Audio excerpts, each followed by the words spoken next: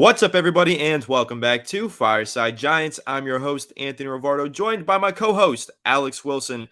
And it's time to talk about Evan Neal, and it's time to take a look at the film and break down just how bad he was. Now, first impressions, we're going to dive into the film and show you every single one of his snaps from the first half of the game against the Cowboys. But my first impressions before we get into it, he looked out of shape.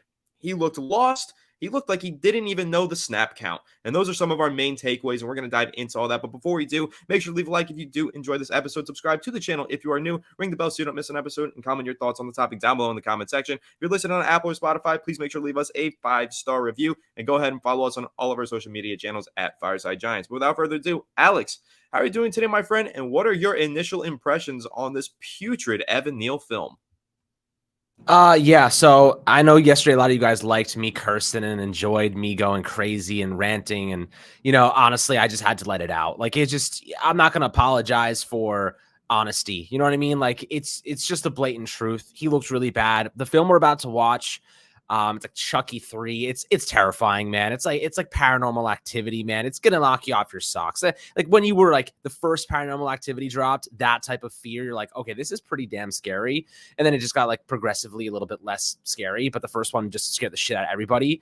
This is bad, man. This is really bad. This is like you're watching somebody in slow motion when everybody else is like in real-time motion. I'm going to pause a lot during this to show you how slowly he gets out of his stance.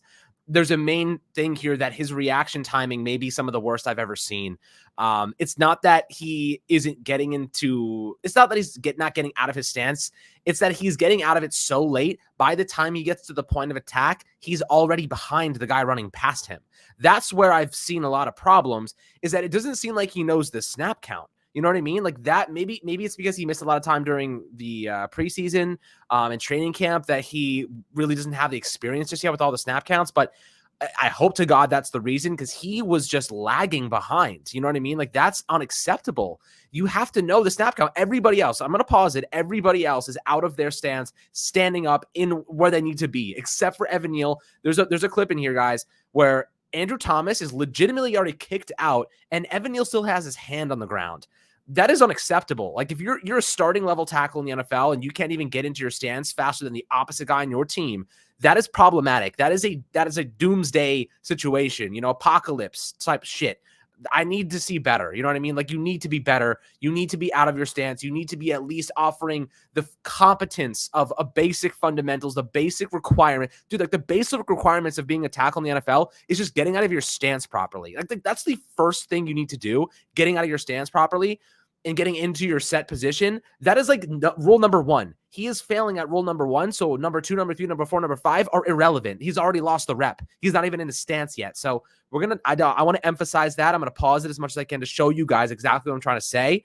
But Anthony, let's dive into it, because it's going to be a really emotional episode for me. I can already feel it. It is. And before we dive into it, I will say that when you watch this film, you're going to take a look at Evan Neal on the right side, and you have a perfect example of what it's supposed to look like on the left side with Andrew Thomas. So it's really easy to make comparisons and say Evan Neal, bad, Andrew Thomas, good. So when you're watching this film, you'll see it. And keep in mind, Andrew Thomas was playing through a hamstring injury after the first drive, and he still looked light years ahead of where Evan Neal is as a fully healthy player that just lost a bunch of weight and added muscle and made a bunch of changes to his stance, to his routine and everything in the offseason. So let's go ahead and dive into this Evan Neal film, Alex, and let's react to how bad it is. Before we dive into this film, got to give a quick shout out Dan Schneier and Nick Filato on Twitter. Those guys posted these clips of all of the film, all 22 access to Evan Neal and the whole offensive line. So shout out to those guys for posting those, and we're reacting to those clips that they posted. But let's go ahead and dive into this clip first and foremost from Dan Schneier. This is in the second half. The other clips are going to be from the first half of the game. This is where Evan Neal is going up against a backup defensive lineman. This is not him going up against DeMarcus Lawrence like he was in the first half. This is against Dorrance Armstrong, and he still gets worked on this rep. So let's let it roll and keep a close eye on Evan Neal here as he's slow to get out of his stance. And then when he does get his 2 hands on the defensive lineman, but watch the hand placement. I think that's something to really keep an eye on here, Alex. You see its pause. Look at how wide his hands are and how he gave Dorrance Armstrong the ability to work on his chest. And then it's just about getting to the edge.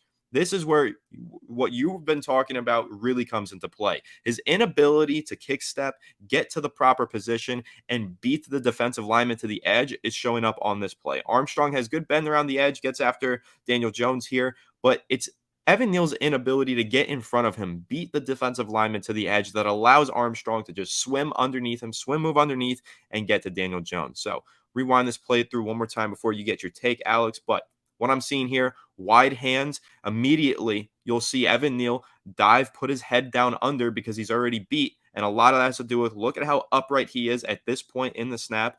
Look at the difference between his center of gravity, his base, compared to where Andrew Thomas is. I know Andrew Thomas has some help on that end, but look at the difference in the center of gravity there. And then watch how Evan Neal just cannot get to the edge and beat Dorrance Armstrong there. And Armstrong is able to just quickly speed around the edge and get the sack on Daniel Jones. But Alex, what are you taking away from this clip? I'm going to point out exactly why he failed. This rep was lost immediately, and I'll show you why right now. So exactly what I was saying about a minute ago. Watch the entire line and then watch Evan Neal. I mean, for what it's worth, you're going to see a lot of Mark Lewinsky looking a freaking ghost here throughout these films. So, keep an eye on how bad he was too. He gave up 3 sacks and 9 pressures. But watch here. So look at the entire look at Andrew Thomas. Like, I'm going to go back just a second here. I'm going to go back to right about here. So Andrew Thomas has his hands up. He's already in like a base stance, right? Look at Evan Neal. His hand is still on the ground. You know what I mean? Look at Mark Lewinsky. His hands are up. He is squared off. Evan Neal still has his hand on the ground. He is so delayed here. And the reason that Evan Neal is getting beat on speed rushes is because he's so late to react that he can't get into the proper place fast enough. Like, watch this. Like, if he gets over here to seal this off fast enough, there's no way that he's getting beat around the edge here. There's no way. He has to push him inside, and then you have help from your guards. You have guard support there. But the problem is that Evan Neal continuously gets beat off the edge on these speed rushes because his feet are not set, and he's not where he needs to be pretty much ever. Like, he's always a split second behind, and those split seconds when you're in the NFL is the difference between a good rep and a bad rep. I mean, like, ultimately, like, it's tough because, I mean, look, his hands are not even up yet. They're still by his side. And then he finally engages. But look, if he's even a half a foot to his right, this is a stalemate. He has Dorrance Armstrong locked up. There's no way. He's going nowhere. But the problem is he's not. Look at the inside leverage there. He has that half man. He's got the inside leverage, or the outside leverage rather, from his perspective. And he just beats him around the edge. And then now you have Evan Neal leaning forward, off balance. His feet are off balance. He can't recover because now he's just using his arm strength. And at this point, if he holds on, he's going to get called for a penalty. So he has to let him go, right? So he's just putting himself in bad spots because his reaction timing to the snap is lagging. It's delayed by a pretty significant margin because he's getting beat consistently off of these speed rushes. Then what Dallas attempted to do, and they did successfully, is once they realized I could beat him with the speed rushes, and he probably was starting to adjust, okay, I need to get out of my stance a little bit faster. I need to do this. They started to just use other means of approaching his weaknesses in the sense that they started to attack him and Glowinski with these stunts, and then they started to confuse him. The problem with Evan Neal is that he is not recognizing what Dallas is trying to do, and he's getting beat mentally and physically. This is not just him, the reaction timing. He is getting confused at their entire pass rush. He's getting confused on the stunts. He's getting confused on the speed rushes. He's getting confused on you saw the Myles Garrett video where he's doing those crossovers. He's getting confused by every single person here. And he has no idea what to expect. And you're already lost. If you're mentally beat, you're physically beat. Like, you can't make up for that because, his reaction timing is so poor, which is mental, in my opinion, not physical. We know he has the athleticism to get out of his thing. It's really just a lack of confidence. It's a lack of understanding. It's a lack of just IQ at the point of attack. It's a lack of, maybe just reaction timing toward hearing the snap or knowing what the snap count is. It could be a variety of things, but you're seeing it firsthand on this snap right here. He gets beat on a speed rush, and it's mainly because he lagged out of his freaking stance, and that ultimately put him at a disadvantage. So it's difficult to kind of justify him being a long-term right tackle, and he's making the number one rule.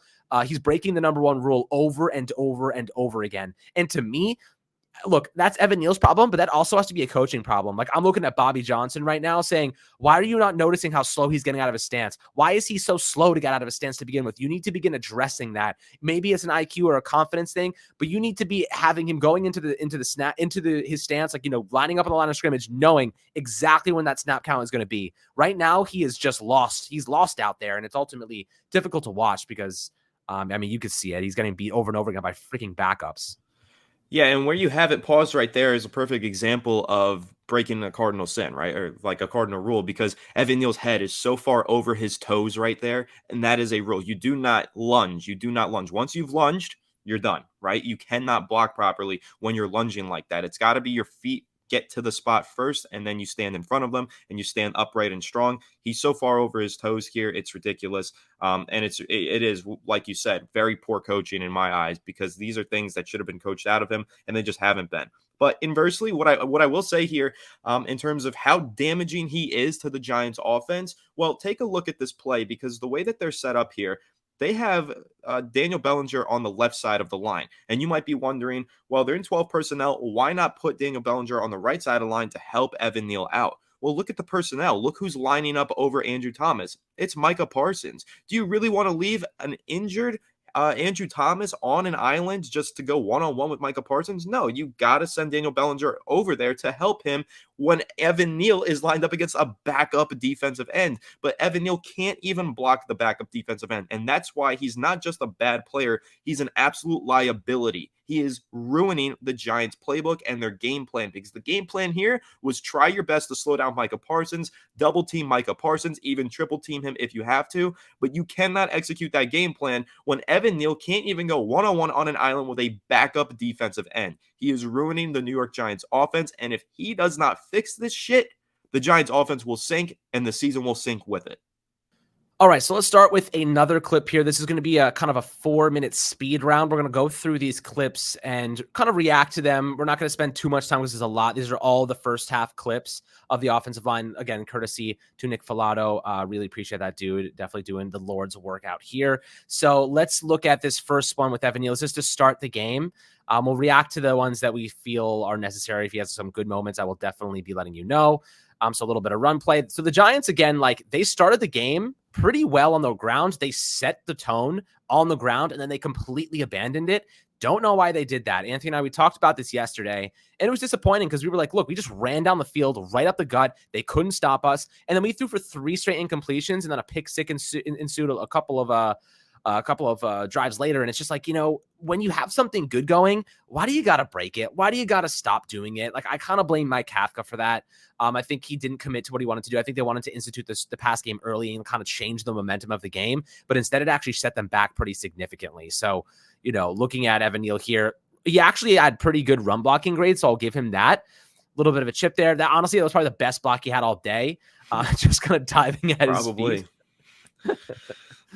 Yeah, it's not good. Not good. No, a lot of not good stuff here. That probably was his best play, but I will say to your point about, okay, in this play, we'll pause here and rewind, because this is a prime example of what I was talking about in yesterday's episode, right? When I was talking about the Giants' inability to pick up stunts on the right side of the line. This is not just Mark Golinsky. This is not just Evan Neal. It's a combination of the both of them, but it's a clear lack of communication and a lack of vision from Evan Neal. Because again, we keep talking about, does Evan Neal have a lack of athleticism or a lack of IQ? And for me, I keep going back to a lack of IQ, because when you watch plays like this, he doesn't see the stunt. He never sees it coming. Look at this. He thinks that it's just a one-on-one with him and Micah Parsons. He's so worried about going up against Micah Parsons. And look, he's trying so hard to beat that edge, and he just doesn't see the inside move coming. He doesn't see the twist, and there he goes. So what I want to say here, though, Alex, is to your point about his kick step, right, and his inability to get out of his stance on time.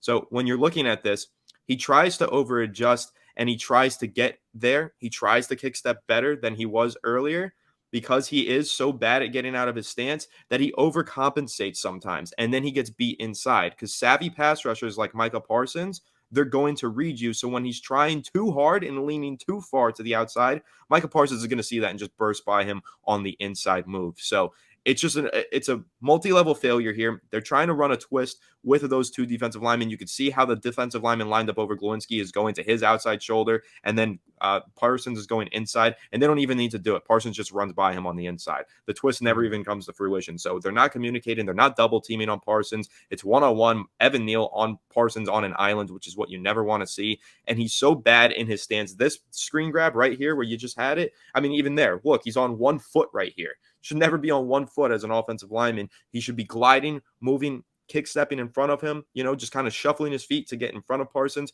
but he can't even do it. He can't read and react, but Parsons can, and that's how he just beats him on the inside move. Yeah, I mean, look, it's a screen pass, so that I get they're trying to get those defensive edge rushers out of the way. But my major concern here is the lack of reaction timing again.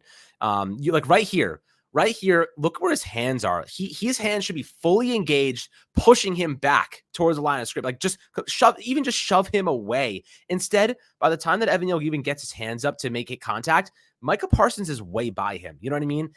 I just feel like there's a lack of like reaction here, and I think it's a mental problem. I think he's so confused. He doesn't know what Parsons is going to do at any given moment. He's so confused at what the Dallas is doing. He doesn't react fast enough, and he's like thinking about it and not instinctively doing it. And that's like the problem with some players, is that it should be instinctive. Like you do it enough, you see it enough times, you have enough reps, it becomes instinctive. That's kind of what Thomas has done. Like it's an instinct at a certain point. Evan Neal's like, it seems like he's just overthinking it. Like he's just not instinctively reacting to things. And that's kind of a concern for me. So let's take a look at this one right here.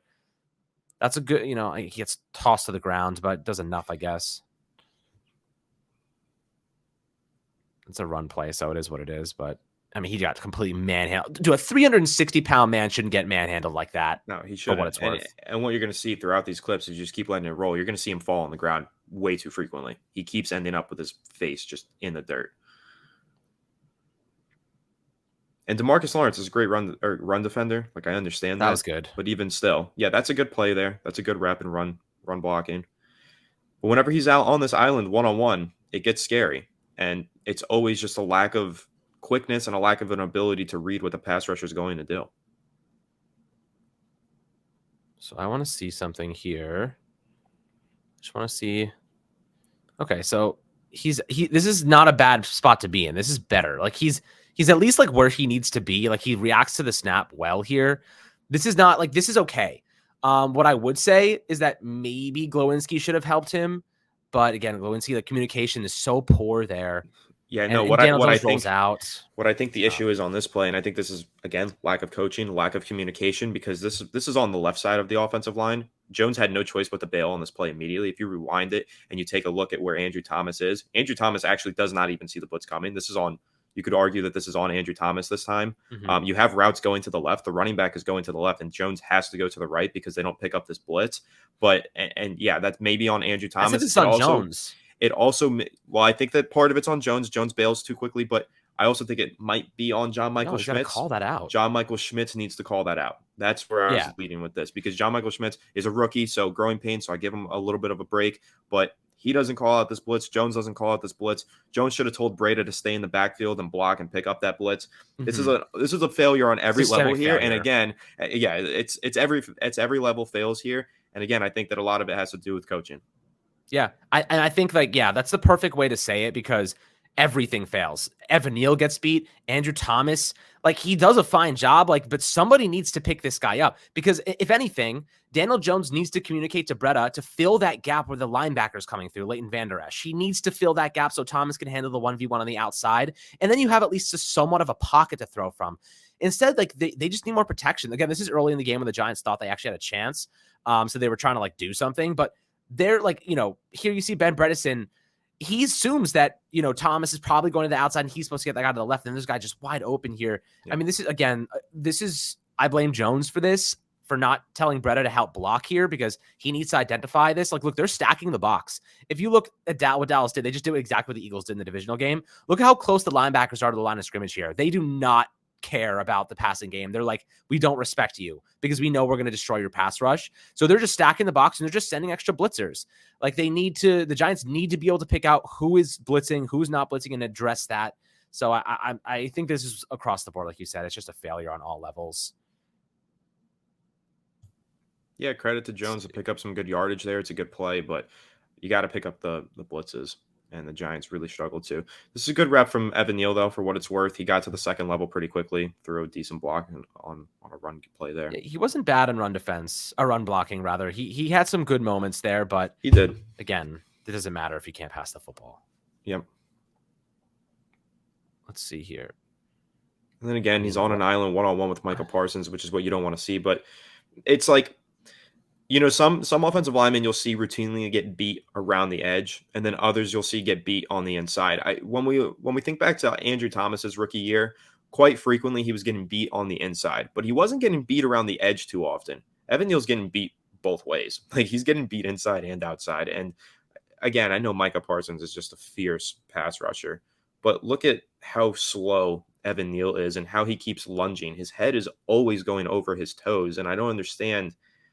It's just a lot of bad balance. It's a lack of quickness. The slide. Look at how close his feet are when he takes these steps, though. I think that's something to keep an eye on, because we took a look last year after the playoff, or not the playoff win, the playoff clinching win over the Colts last year, Alex, if you remember, and we were looking at Andrew Thomas's leg, and that first step is always like 3 yards away. The dude is taking these huge strides away from his body.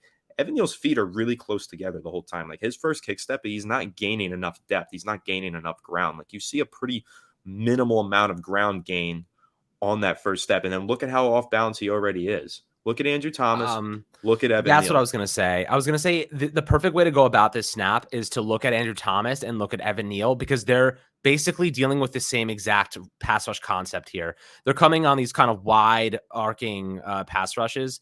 And you can see here, DeMarcus Lawrence, I mean, Andrew Thomas completely stalemates him, but Evan Neal doesn't, because just look at where Thomas is. He's low center of gravity, knees are bent. He's ready to make that impact. He's put himself in a good spot. But Evan Neal, where is he even leaning? Like, where is his upper body? He is so off balance. His knees aren't bent. He's not ready for impact.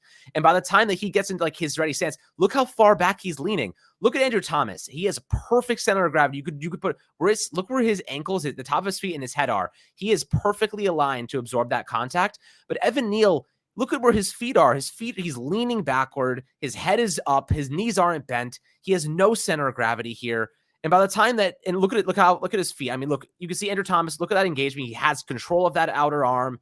And Evan Neal, look where his hands are. His hands are by his hands are by his shins. His hands need to be up here, need to be ready to engage. And by the time he needs to get closer to Micah Parsons, because he's letting him speed rush him. He needs to take a much better angle to Micah Parsons. Instead, he's backing up. He's like dropping back into the pocket like he's a quarterback.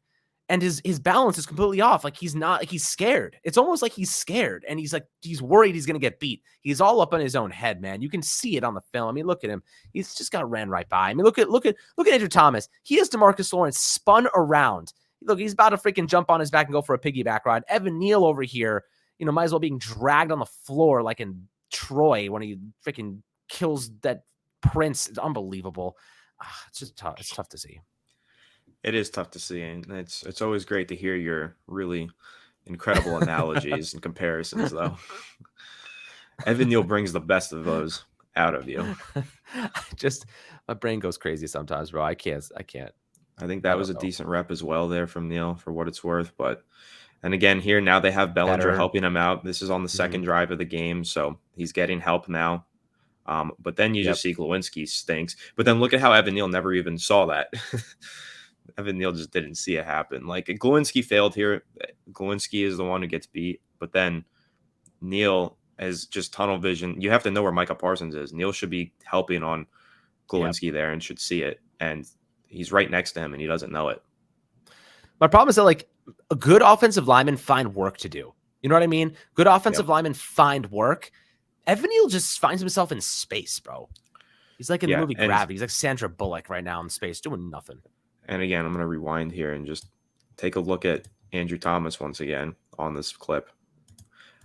If you look at where he is, look at how much depth he's gained. Like, look at how far back he is. It's just always like a yard or two of more depth that Thomas is gaining out of his stance. Totally different film we're watching on both sides of the field here. It's crazy.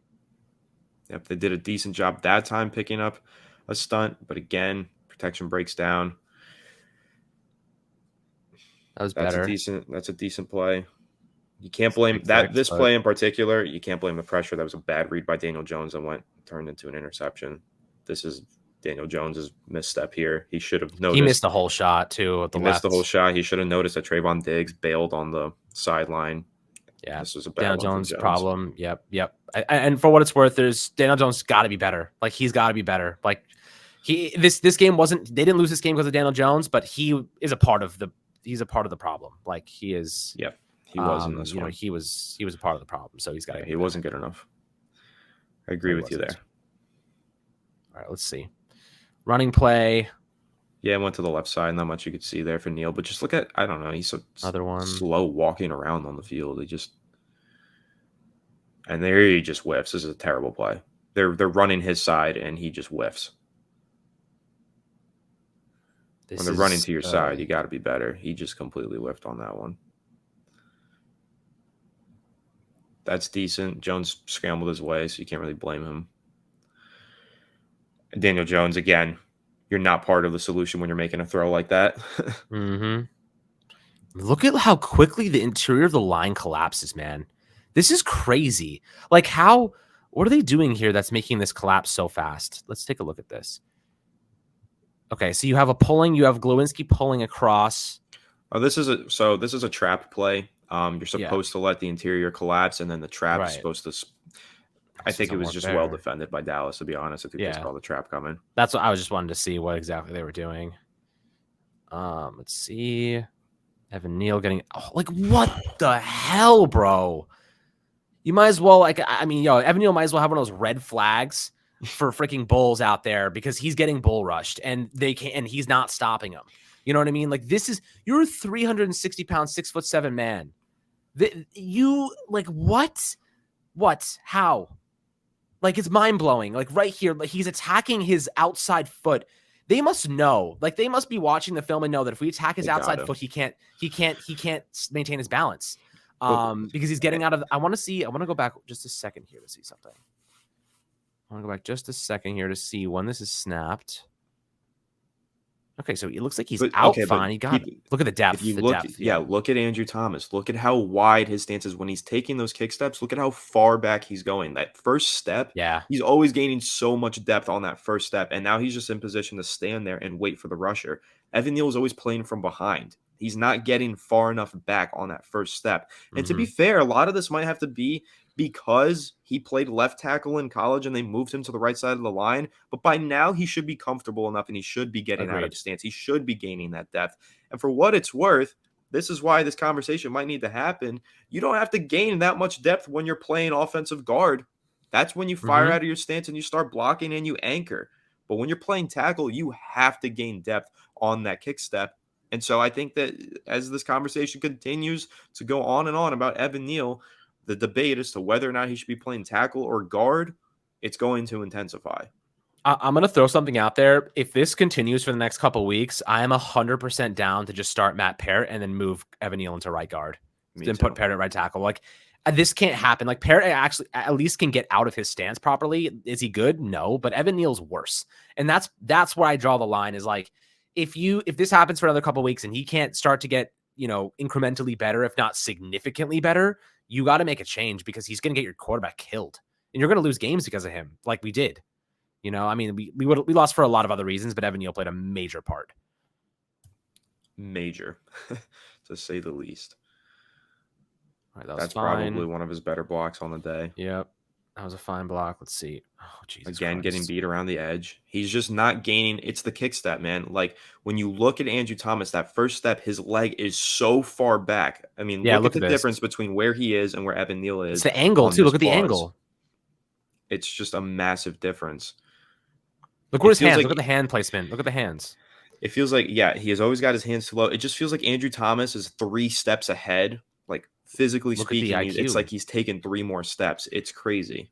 I mean, just look at Thomas here, and he notices the stunt, right? He notices the stunt, and watch what he does here. He pushes this interior lineman right into the way of that gap and closes the door. But Evan Neal, on the other hand, I mean, there's not a stunt on his side, but it's just sad. I mean, this is, again, look at where they're attacking on him. outside foot, bam, Yeah, around the edge. and Same thing every hey, time.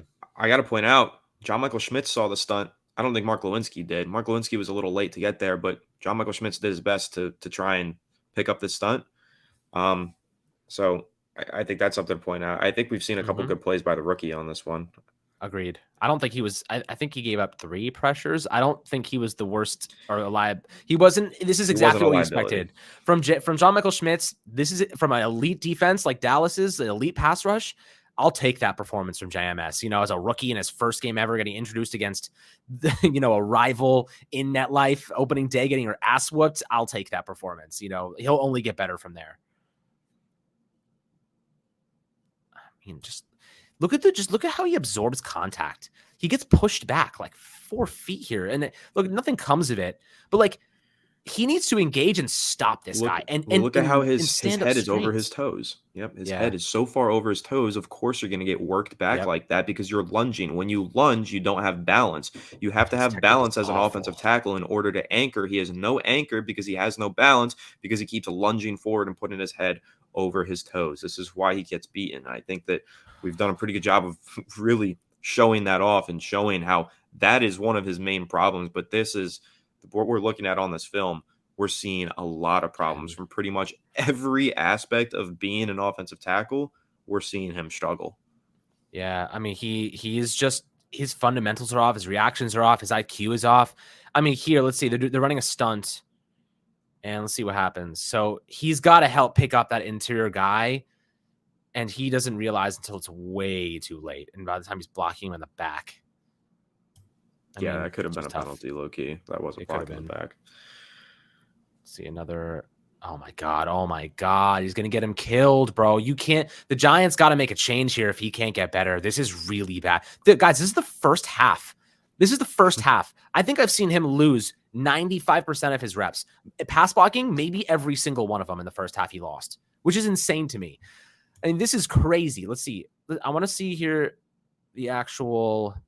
Let's see if he gets out of his stance at least. I mean, look at this. Look at his hand. It's in the dirt. Look where Andrew Thomas's hands are. He's Hands just so still down, slow to get out of his stance. engages. And again, I think that's a lot of that is IQ based and not reacting well to the snap count. And there's just so many flaws that you could point out here. A lot of them are physical, a lot of them are mental. It's just a combination of everything. And a lot of it as well, just having really bad confidence. He loses his confidence so quickly. It's like after that first drive, he got worked a couple times by Micah Parsons, and then he just unraveled. Yeah, man, that's I'm happy we only have the first half because I don't think I could watch the second half of this. Paranormal Activity 2. I don't think I can watch the second. This is just painful, bro. Painful to watch. Everything that he's doing is poor. It's just poor across the board. You know, like the fundamentals, the balance, the IQ, the reaction timing, everything. For rules 1 through 5 to being an offensive tackle, he is failing miserably at in this game. He needs to. I don't know what happened. That's the thing. Like, he worked all offseason with Willie Anderson, right? You work all offseason, you rework your fundamentals, you rework everything. You know what? It feels like he just got back and Bobby Johnson was like, yeah, you're doing what I'm telling you now. Like, forget everything you just learned from Willie Anderson. You know what I mean? I just don't understand it. Like, the coaching, if you're Bobby Johnson and he's coming back to the sideline, you got to be noticing what's happening here. Like, you got to be telling him, like, look, you're not getting out of your stance far enough. You need to get back. You need to work on these angles. You need to get back faster. You got to keep an eye out to your left. They're running these stunts. You got to help out Mark Lewinsky, who's also basically non-existent. This is the situation we're in that this probably isn't going to get much better, but it has potential to get a lot better because it can't get any worse, right? That's where we're at. It can't get worse than what we're just watched, guys. Can't get any worse than this. So by my calculations, it must improve to a degree. The question is, how much is it going to improve after an Arizona Cardinals team just sacked Sam Howell 6 times last week? So they don't have Micah Parsons. They don't have DeMarcus Lawrence, but we have Evan Neal. So anything is possible when it comes to struggling. I really just don't know. They must be watching exactly what Dallas just did and said, all right, we're going to go into this game and literally run back their entire game plan. Stunts, attack Evan Neal's outside foot, condense the box, force them to run the football and force them to make mistakes. Like, this is This is what I'd be doing if I was Arizona. I'd be literally trying to replicate exactly what Dallas just did. I mean, their personnel aren't as good, but I'll tell you what, like when you have a liability on the right tackle position like this, it's you put your best player against him and you say, go to work. You go to work, man. Like that's it. So, they're going to have to help him a lot. Expect a lot of Daniel Bellinger helping out Evan Neal in this game because God knows he needs it. So yeah, guys, that was tough to watch. I'm not going to lie. It was very difficult to watch Evan Neal struggle on pretty much every single snap that we watched, and it was only the first half of that game. There was an entire second half that we're not going to break down because we don't want to hurt you guys. We don't want to inflict such damage upon your mental health by watching the second half of this game. And I don't want to do it to myself either. So, Evan Neal, I hope that he sits down and watches every single snap from this game and finds some way to improve. I agree with you, Alex. I think it's confusing. We know that he did all of this offseason work, all of this training with a former All-Pro. He's been working with Bobby Johnson too, and none of it's showing up on the field. Because, listen, we saw a lot of struggles from Evan Neal last year, and we said he still has time to turn it around. But if he goes into this season and he struggles again, then we have to have a conversation. And not only did he struggle in this first game, he looked like the worst version of himself that we've ever seen. It's not even comparable. I don't remember a single performance from his rookie season that was quite this bad. In my memory, this is the worst one we've seen. So to go into year 2 and look even worse, that's a serious problem. So Evan Neal, like I said earlier, he needs to turn it around. If he doesn't, he's going to sink the offense and he's going to sink this season. So the Giants need to make a change. I don't know what that change is going to be, whether they move him to right guard and Matt Peart to right tackle, or if they just call the new offensive game plan and basically run the ball every single play. They might have to start doing that because their pass protection is such a liability. But it'll be interesting. Like you said, Alex, 6 sacks from the Arizona Cardinals last week. The Giants need to pass protect against this Arizona front seven. And if they don't, they are going to be staring at 0-2 in the face. And we are talking about, is the season over? So hopefully Evan Neal can do a little bit better next week because he can't do any worse. Mark Lewinsky as well. Goes for him too. The Giants offensive line just needs to be better, but hopefully it is. And of course, we're going to update you on anything that we hear about Andrew Thomas and his injury, anything that we hear about the Giants potentially throwing Joshua Zito into the starting lineup right here on Fireside Giants. So make sure to leave a like if you do enjoy this episode. Subscribe to the channel if you are new. Ring the bell so you don't miss an episode, and comment your thoughts on the topic down below in the comment section. If you're listening on Apple or Spotify, please make sure to leave us a 5-star review and go ahead and follow us on all of our social media channels at Fireside Giants. But without further ado, we will catch you all in the next one. Have a good one, and let's go Giants.